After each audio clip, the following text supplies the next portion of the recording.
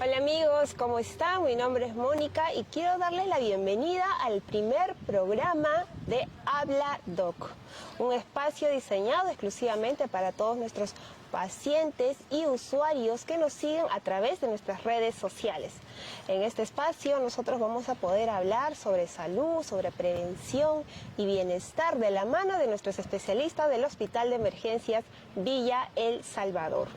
En esta oportunidad vamos a hablar o abordar un tema muy interesante, que es terapia del lenguaje, y en esta oportunidad nos acompaña la tecnóloga médica Jacqueline Mendoza. Ella es del Servicio de Medicina Física y Rehabilitación de nuestra institución. Bienvenida, licenciada. Buenos días. Licenciada, nosotros queremos conocer un poco más acerca de terapia del lenguaje, ¿no? De pronto, a quiénes está dirigido, cómo es este proceso, este tratamiento que se realiza, ¿no? en las distintas etapas, o bueno, de qué modo afecta, cuáles son esos mitos, en fin, tenemos realmente muchas preguntas sobre este tema. Podemos empezar, por ejemplo, ¿qué es terapia del lenguaje y a quiénes está dirigido? Bueno, terapia del lenguaje está dirigido a pacientes desde bebés hasta adulto mayor, ¿ya? ¿Y qué vamos a abarcar? Vamos a hacer diagnósticos, prevención, evaluación, rehabilitación, reeducación de las áreas del lenguaje, habla, voz, audición y disfagia, ¿no? Que compete todo a los órganos fonoarticuladores. ¿Y a quiénes está dirigido este tipo de terapias? Es únicamente porque lo primero que uno dice, bueno, al niño de repente que está en este proceso, ¿no?, de desarrollo del habla, o también aborda o abarca a los adolescentes, a los adultos mayores. Claro, abarca a todas las edades, desde bebés hasta el adulto mayor, el adolescente, la persona adulta, todo lo que conlleva algún problema tanto del habla como del lenguaje, ¿no? ¿Y por qué motivo una persona puede necesitar terapia de lenguaje? Por ejemplo, en el caso de los niños o en los adultos, ¿es lo mismo? Ah, ya. Aquí hay que hacer un poco la diferencia, ¿no? En el caso de niños, los niños tienen que ver mucho con su neurodesarrollo, ¿no? Entonces, siempre aparece a edades tempranas, vamos a decirlo, los papitos tienen que tener una buena... observar siempre a sus niños para ver si se presenta un retraso del lenguaje, ¿no? Si la evolución del lenguaje está dentro de las edades que corresponden. Y en el adulto normalmente se da por algún daño neurológico, ¿no? Ya sea un derrame, una caída, algunas enfermedades degenerativas, ya sea el Parkinson o la misma edad, el hecho de ser un adulto mayor también hace que se pueda tener algunas alteraciones tanto del habla como de la deglución, ¿no? Y el tratamiento o las terapias, mejor dicho, que se dan, ¿no?, para poder mejorar esta situación, ¿cómo es que se realizan? Las terapias que nosotros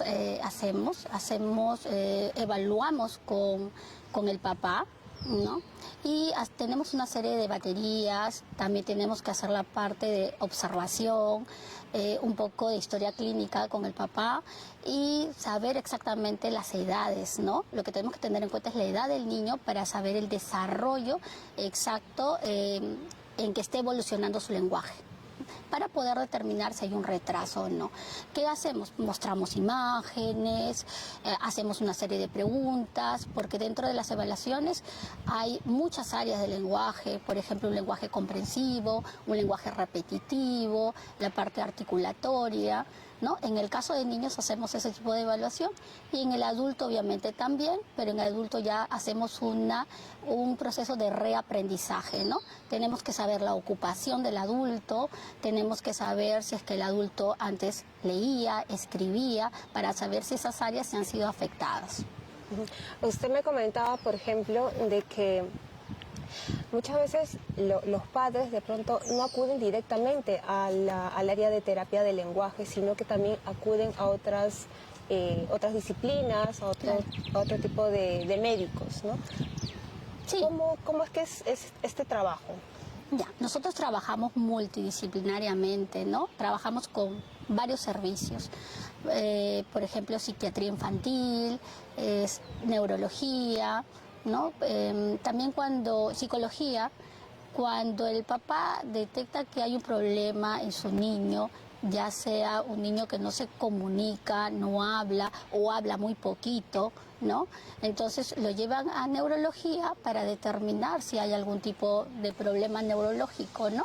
Y también en muchos casos a psiquiatría infantil, porque de repente algunos tienen un TDAH, son muy inquietos y va asociado algunas veces con la parte del lenguaje. Entonces nos derivan, en el hospital nos derivan para el servicio y nosotros poder intervenir. Exactamente. Y ahora, y otro tema que de pronto también es de interés o preocupa también a las familias, ¿no? Es de que realmente puede haber una mejora con esta terapia de lenguaje, o porque muchas veces de repente los padres por un tema económico o por un tema de que está muy lejos el hospital prefieren realizar este tipo de terapias en casa. Bueno, decir terapias por algo que han visto de repente en internet, ¿no? Pero ¿es lo recomendable? ¿Qué nos puede decir usted? Si bien es cierto, hay varios tips, recomendaciones que se puede dar por internet, pero lo ideal es una evaluación precisa para poder determinar un enfoque más certero, ¿no? en el niño, en el paciente. Algunos tips ayudan, sí, ayudan, pero lo ideal es que el papá siempre conozca a su niño, ¿no? Que sepa qué actividades está haciendo para nosotros poder darle las indicaciones de una manera más óptima, ¿no? Y sí, algunos tips ayudan, pero lo recomendable es una adecuada evaluación de una manera oportuna. Ok, entonces también es recomendable que este tipo de terapias también vaya acompañado tanto del especialista, ¿no? De terapia del lenguaje, como también de los padres en casa. Claro, el éxito de una terapia va a depender mucho de lo que el licenciado, ¿no? aporte, observe en su paciente y pueda dar las consideraciones necesarias, los puntos necesarios que ha encontrado dentro de la evaluación, ¿no? Entonces poder dar herramientas al papá para que el papá pueda ayudarlo en casa, ¿no? Y el otro porcentaje es el papá, que tanto se involucra a la familia para apoyar en este proceso. Consideramos que son niños, ¿no? Y que es un neurodesarrollo. El lenguaje, pues, es a través del juego, la interacción. Siempre estamos emitiendo palabras, nuestro vocabulario se va tornando mucho más amplio según las edades. Entonces va a depender mucho esto, ¿no? De qué tanto el papá puede estimular, pero también qué herramientas como terapeutas le vamos a brindar al papá para que él pueda hacer énfasis en esos puntos y pueda el niño ir mejorando. Acá, por ejemplo, usted nos ha traído algunas imágenes, algunos juegos didácticos. ¿Nos puede explicar en qué consiste esto? Sí, por ejemplo, todos tienen juegos, ¿no? Todos en casita tienen juegos, pero hay que también saber cómo usar el juego, ¿no? No solamente dejar al niño que juegue solo, ¿no? Sino que hay que interactuar, ¿no? Y al interactuar vamos agregando palabras. Por ejemplo, vamos a suponer que un niño solamente dice poquitas palabras. Hay que empezar con palabras de 2 sílabas, que es lo más fácil. Entonces yo puedo decir piña, ¿no? Y luego, posterior, puedo ir haciendo palabras de 3 sílabas. Manzana. ¿Por qué? Porque si mi niño me acorta una palabra de 3, como manzana, ¿no? Entonces yo tengo que primero apoyarme de palabras de 2 sílabas, nada más, ¿ya? Ahora, ¿qué voy a ir agregando? Vamos a jugar, vamos a decir, ¿qué haces? Corto, ¿no? Entonces, el niño le dices, ¿qué estás haciendo? Vas agregando la pregunta que interfiere con tu lenguaje comprensivo, ¿no? Y el niño va a decir corto.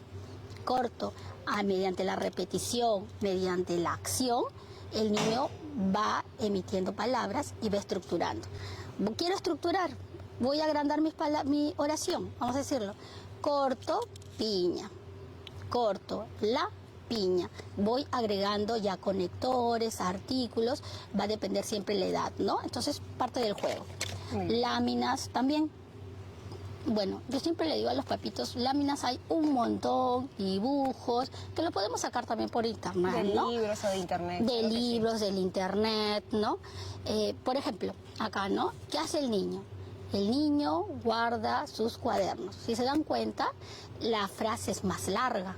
Entonces, yo voy a determinar según la edad de mi niño, pero puedo irle estimulando.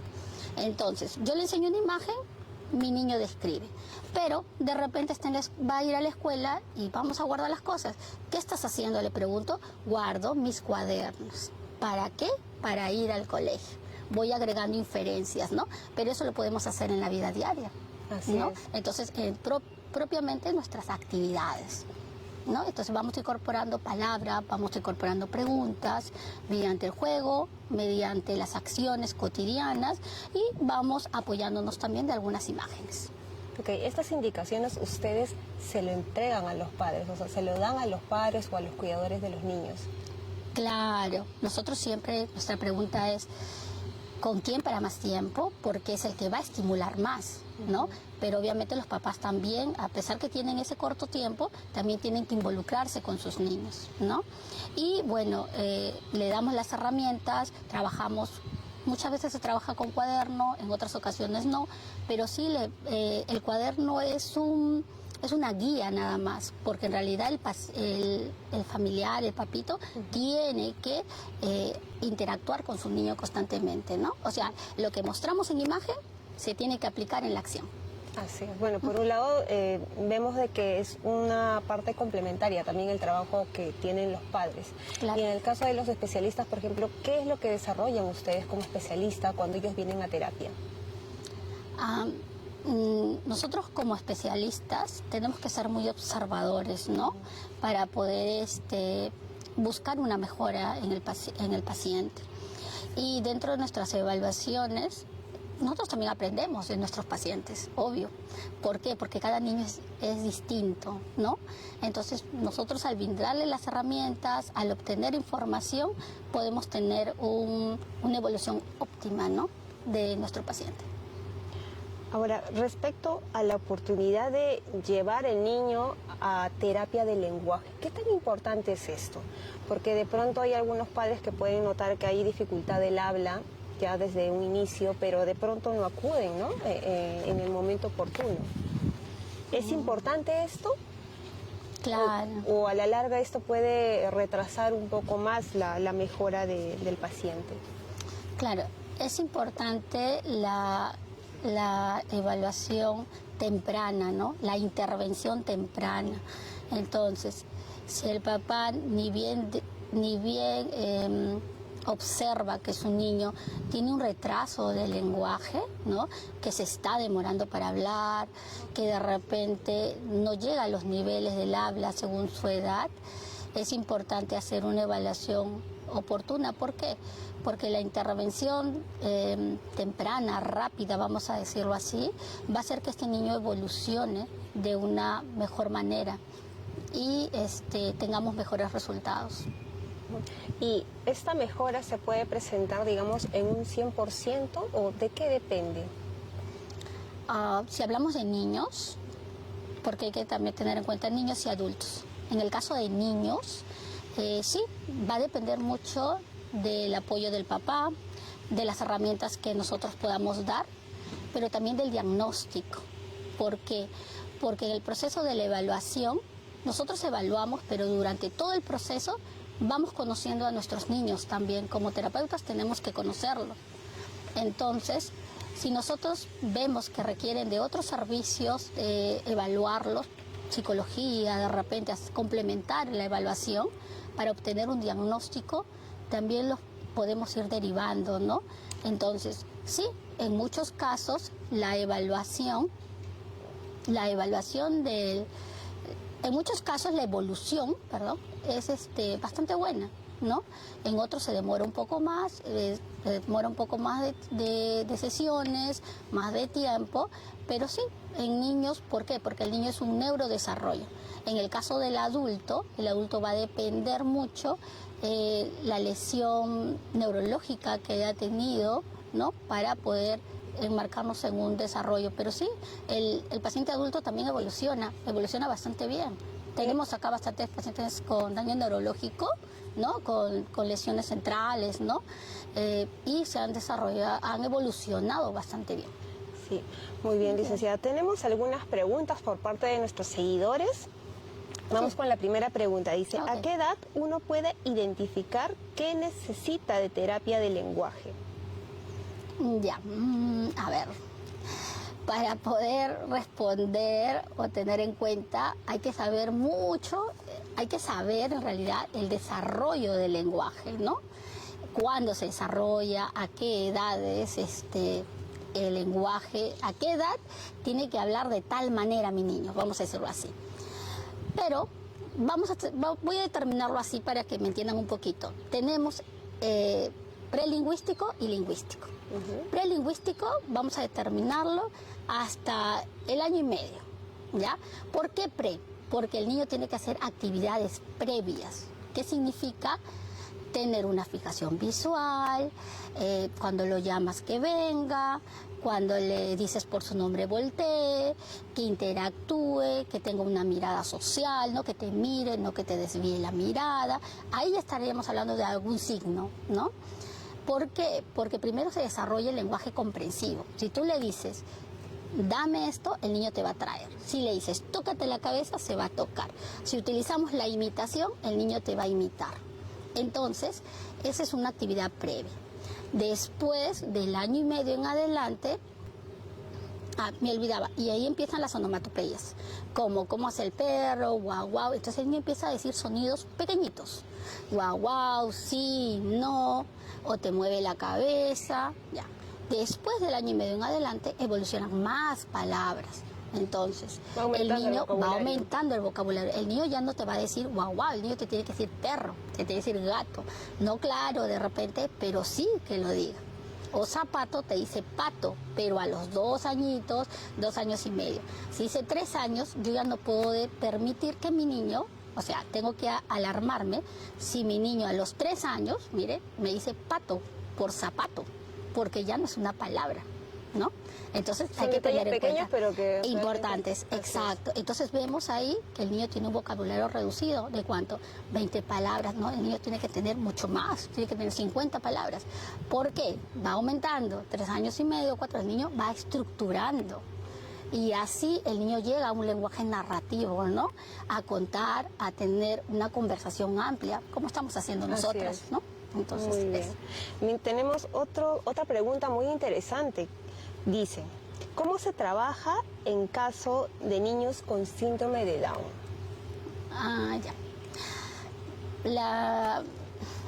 Vamos a decir, las enfermedades genéticas, ¿no? En el caso de los niños con síndrome de Down, su evolución es un poquito más lenta en algunos casos, ¿ya? Va a haber un retraso del lenguaje, pero hay que estimular muchos a ellos la parte motora. ¿Por qué? Porque la mayoría de ellos tienen una hipotonía. Entonces hay que trabajar primero las funciones orales y luego pues hacer una estimulación como lo he ido mencionando, pero de repente vamos a hacerlo de una manera un poquito más lenta, ¿no? Pero igualmente se puede presentar una mejora luego de una terapia de lenguaje con ellos. Se va a presentar unas mejoras en el caso de pacientes con algún tipo de síndrome. Hablan del síndrome de Down porque es lo más conocido, pero tenemos muchísimos síndromes que causan con problemas de lenguaje. Y sí hay mejoras. Ya vemos no solo de la parte del habla, sino también de su masticación, de su deglución, ¿no? Entonces, sí hay buena evolución. Muy bien, perfecto. Licenciada, y en el caso de los frenillos, por ejemplo, ¿esto también representa una dificultad al momento de hablar? En el caso de los niños. Ahí voy a hacer una diferencia. La mayoría, diría yo, de los papás dicen, mi niño tiene frenillo, por eso no habla. Es lo primero que dice. Ahora, de repente para los que desconocen qué es un frenillo, el frenillo es la telita que está debajo de la lengua, ¿ya? Todos tenemos, pero algunos tienen un frenillo ligeramente corto, ¿ya? El lenguaje es innato, el lenguaje tiene que aparecer, va a aparecer, ¿no? Entonces, ¿qué es lenguaje? Que el niño te pueda decir manzana, mamá, dame pan, ese es un lenguaje, ¿no? Y bueno, la comunicación es que tenga una intención comunicativa. ¿En qué nos va a alterar si efectivamente hay un frenillo corto? Es propiamente en el habla. El habla, que es cuando un niño no articula bien una letra. Vamos a decirle una L como una la, una R, pero ¿qué significa esto? Que son amplitud de movimiento, ¿no? Si yo digo una la, si mi frenillo es cortito, no va a llegar mi lengua hasta arriba. Si digo una ara, tampoco mi lengua va a llegar. Pero si yo digo una pa, mamá, no necesito mucho movimiento de mi lengua, solo de mis labios. Entonces, el frenillo solo nos va a causar problemas para algunas letras. Nosotros decimos fonemas, ¿no? Pero es algunas letras. Pero no para que un niño no hable o no estructure. Eso no hay problema, eso se va a desarrollar. Ok, en todo caso eso vendría a ser como parte de un mito, no es un problema potencial de en todo caso. Exacto, no es el problema principal, ¿no? Que digamos, por frenillo no habla. Eso no es así. Okay. Y otro de los mitos también, licenciada, es acerca de que va a hablar cuando quiera, mejor esperar. ¿Es un mito esto? Sí, muchos de los papás dicen que es flojo para hablar, que es muy pequeño, incluso nos dicen, ¿no? Ya va a hablar. Yo también, como papá, yo también demoré para hablar, y mi hijito también. Es un mito, porque ahora hay muchas patologías del lenguaje. Entonces, cuando nosotros evaluamos, en el proceso vamos determinando qué tipo de patología del lenguaje se presenta, ¿no? Si es un retardo del lenguaje, un retraso del lenguaje, una apraxia del habla, un trastorno específico del lenguaje, que esto no son muy comunes, vamos a decirlo así, o no son tan fáciles de detectar, ¿no? Y básicamente eso, ¿no? La intervención temprana oportuna va a hacer que evolucione, vamos a poder dar un diagnóstico más certero, ¿no? Y obviamente vamos a dar herramientas. Entonces, eso que va a hablar, a veces aparecen de 5 años y dicen, no, pero efectivamente ya no habla, ¿no? O sea, no como ellos pensaban. Entonces, el retraso o el nivel, el niño empieza a hablar un poquito, ha mejorado, pero no llega a los niveles según su edad, ¿no? Entonces, no es más pesado, sino que el niño va instalando algunos patrones, entonces su evolución se hace un poquito más lenta, ¿no? Muy bien, y también tenemos una última pregunta por parte de nuestros seguidores. Dice, ¿las terapias del lenguaje deben incluir masajes faciales o no es necesario? Eso no, vamos a determinarlo así. Es que va a depender el caso. O sea, si yo quiero que mi niño diga, mamá, dame pan, no necesito los masajes. Pero si yo quiero que me diga una P, o sea, podría incluir algunos masajes, pero todo es la parte funcional. O sea, siempre he dicho, no solamente hay que mirar las estructuras, sino la funcionabilidad de estas estructuras. ¿Cuáles son estas estructuras? Los labios, los dientes, las mejillas, que el niño pueda... Hay muchos niños que tienen una hipotonía, pero pueden hacer una P, ¿no? Cerrar. Pero hay niños que no. Entonces, va a depender en qué tipo de pacientes lo utilizas, pero no es una regla de que a todos masajes o a todos huelo y soplo, porque con eso se va a desarrollar el lenguaje. No, eso no es así. Va a depender según la característica del niño, si es una hipotonía porque es un prematuro, porque es un niño con síndrome de Down, sí, en esos casos sí se hace, ¿no? Pero no en un niño regular que de repente quiere hablar la R y yo le estoy haciendo unos masajes, o sea, eso no. Licenciada, pero para aclarar únicamente, cuando estamos hablando de masajes, ¿hablamos de masaje propiamente o de qué estamos hablando? Claro, lo que hacemos son recursos, aplicamos técnicas, no es que sea...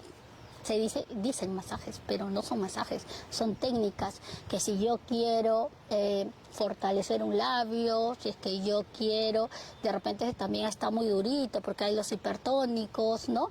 Y yo quiero soltar un poquito, o si babea, o sea, va a depender, pero no es una regla. Claro, pero son recursos técnicos. De movimientos de pronto en el rostro. Claro, movimientos y funcionabilidad, ¿no? Exacto. Pero, como le digo, no es algo que se aplica para todos. No es así. Muy bien, licenciada, llegamos ya a la parte final del programa y para ello, por favor, licenciada, quería invitarle para que nos brinde un mensaje a aquellas familias, a aquellos cuidadores que también de pronto conocen a alguien que tiene justamente problemas de lenguaje y por qué acudir a terapia de lenguaje.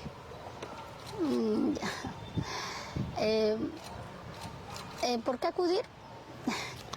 Para tener un buen diagnóstico y una buena intervención de una manera oportuna y puedan desarrollar sus habilidades, sus niños, y posteriormente a ello reincorporarse a la parte escolar y a la sociedad de una manera óptima, ¿no? Que tengan las herramientas necesarias para que puedan desenvolverse ante la sociedad. Muy bien, muchísimas gracias, licenciada, por su participación el día de hoy. Bueno, nos comentan que todavía tenemos una última pregunta. A ver, vamos a poder contestar justamente. Dice, ¿puede ser genético estos problemas del habla? No hay mucha ciencia que se determine que es un problema genético, pero sí hemos visto que a veces, no es siempre. Aquí hay muchos familiares con problemas de lenguaje, ¿no? Pero no se ha determinado que es la parte genética, porque el lenguaje es innato. El lenguaje tiene que aparecer, ¿no? Muy bien. Bien, tenemos otra pregunta, nos comentan, o terminamos aquí.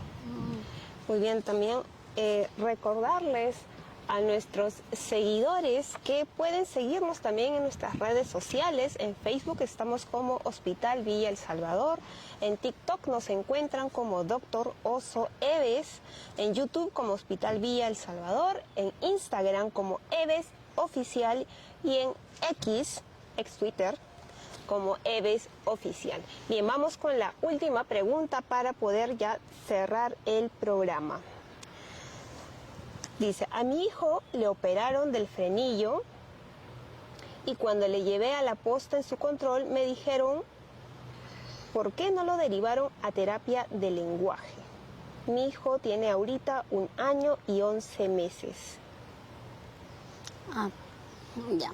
Cuando son pequeñitos y le hacen el corte del frenillo, lo que nosotros hacemos es, claro, si vamos a evaluar la estructura, porque viene después de un postoperatorio, lo que hacemos es un poco decirle que haga algunos movimientos, ¿no? Si bien es cierto, no es que estire, solo que dentro del proceso de cicatrización tenemos que hacer que el niño, como cualquier cicatriz, que el niño pueda darle las pautas para algún tipo de movimientos, ¿no? Específicamente de la lengua, porque al cortar el frenillo, esta lengua tiene mayor amplitud de movimiento. Entonces lo que hacemos es reorganizar ese tipo de movimientos, ya no solamente no con masaje, sino también funcionalmente.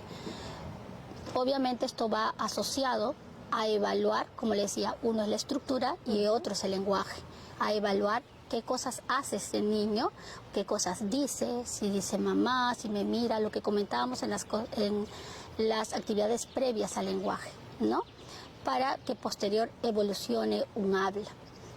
Ya más adelante, ya a partir de los 3 años, recién se evalúa si el niño articula bien una L o una R según la edad, ¿no?